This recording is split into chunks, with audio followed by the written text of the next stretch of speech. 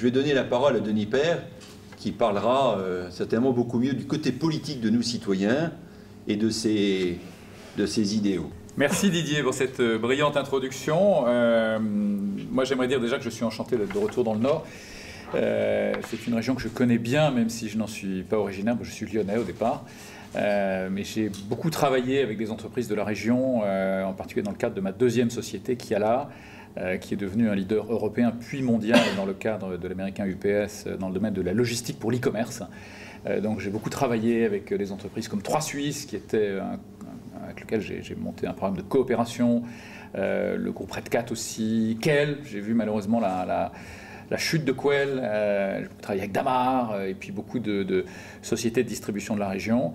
Et j'ai toujours été frappé par la résilience des gens du Nord, outre l'accueil bien connu des ch'tis, la résilience formidable dont a parlé Didier d'ailleurs, pour le Valenciennois, mais qui est vrai pour l'ensemble de la région, cette capacité à rebondir, à trouver des pistes de sortie quand les industries traditionnelles disparaissaient, que ce soit la sidérurgie, le textile, une vraie capacité à trouver des solutions. Et aujourd'hui, le pays devrait s'inspirer de cette capacité à rebondir, parce que le pays a besoin de rebondir. Et ce constat, c'est clairement l'origine du mouvement du citoyen, qui est un appel au réveil citoyen, qui date du mois d'octobre dernier.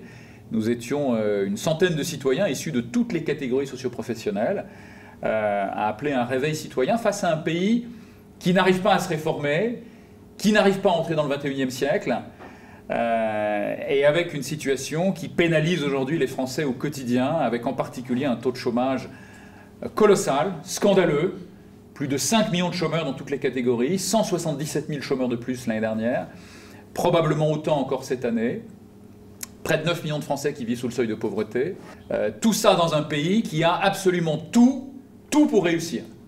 La première tribune qu'on a publiée était intitulée « La France, une surdouée qui s'ignore ». Et où évidemment je m'appuie sur mon parcours personnel, pour affirmer ses convictions. J'ai eu la chance de démarrer à l'âge de 27 ans avec 10 000 euros. J'ai démissionné de la société qui m'employait à l'époque. Je suis parti avec un associé à la conquête du monde et ça a marché. On a créé un leader mondial dans le domaine du logiciel qui s'appelle Business Object, qui a été coté en bourse aux États-Unis, dans un domaine dans lequel les Français, les Européens n'avaient jamais rien fait. On a même été nommé entrepreneur de l'année aux États-Unis aux côtés de Steve Jobs et Steven Spielberg. Ensuite, j'ai créé une association d'entrepreneurs, Croissance Plus, l'équivalent européen, Entrepreneurs for Growth à Bruxelles. J'ai recréé une entreprise, donc Kiala, qui est devenue leader européen, leader mondial. À chaque fois, on s'est lancé dans des secteurs dominés par les Allemands et les Américains, où on n'avait aucune légitimité en tant que Français. Et à chaque fois, on y est arrivé, on a réussi à jouer en Coupe du Monde. Pourquoi? Parce qu'on avait avec nous des Français. Et que les Français, ils ont un cocktail de talents exceptionnel. Ils ont une capacité d'engagement exceptionnelle déjà. On s'est créé la réputation de cossards, de gens pas très travailleurs aux 4 coins du monde avec les 35 heures, malheureusement. On a dévalorisé le courage des Français et leur capacité d'engagement. Et moi, j'ai eu la chance d'avoir des collaborateurs dans tous les pays du monde, des Anglais, des Allemands, des Américains. Je peux vous dire, à 6 h du soir, souvent, il n'y avait plus personne. Les Français, à 7 h, à 8 h, à 9 h, ils étaient encore là. Quand on crée un environnement motivant, c'est notre côté latin, les Français, ils s'engagent et ils travaillent.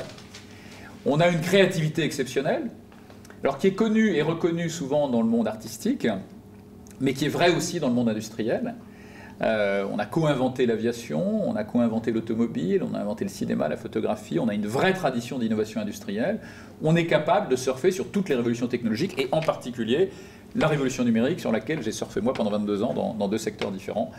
Et puis on a une capacité à maîtriser la complexité qui est extraordinaire. Les développeurs informatiques français, par exemple, sont parmi les meilleurs de la Silicon Valley. C'est pas par hasard. C'est parce qu'on a un esprit de synthèse exceptionnel, un esprit cartésien que n'ont pas tous les pays, que n'ont pas tous les peuples. Et tout ça nous donne des atouts formidables qui fait qu'on a tout pour réussir dans la mondialisation, qu'on a tout pour réindustrialiser le pays et retrouver à nouveau le plein emploi. C'est ma conviction profonde.